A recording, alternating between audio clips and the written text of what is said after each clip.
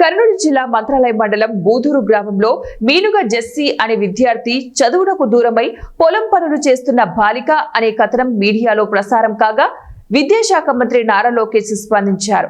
మంత్రి నారా లోకేష్ ఆదేశాలతో DEO Samuel Paul, TDP నాయకులు రామకృష్ణారెడ్డి బాలికను చిలకలదూడ కస్తూరిబా స్కూల్లో చేర్పించారు.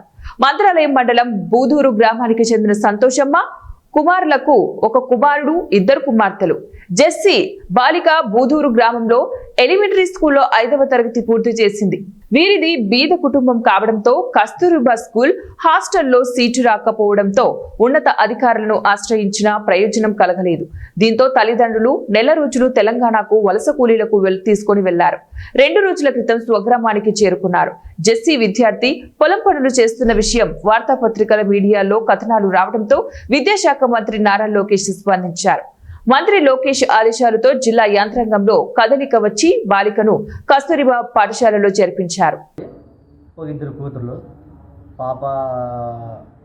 చిన్న పాప ఇదే ఊర్లో 4వ తరగతి చదువుతుంది సార్.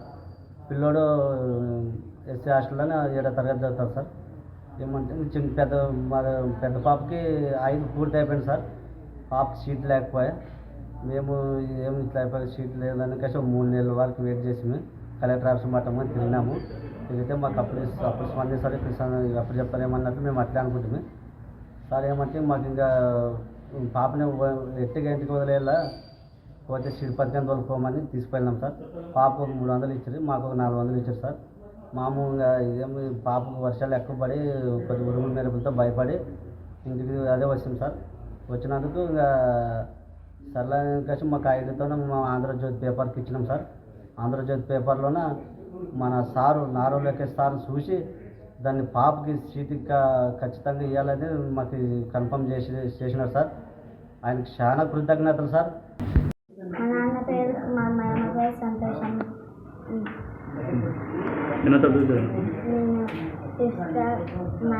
నేను 5th కాలేజ్ చదివాను. నాకు 6th క్లాస్ సీట్ రాలేదు. నేను పత్తి పొలానికి మా నాన్నకి పోయాను. నాకు 200 ఇస్తుంది. మా నాన్న మామకి 400 ఇస్తుంది. ఆంధ్రజ్యోతి పేపర్కి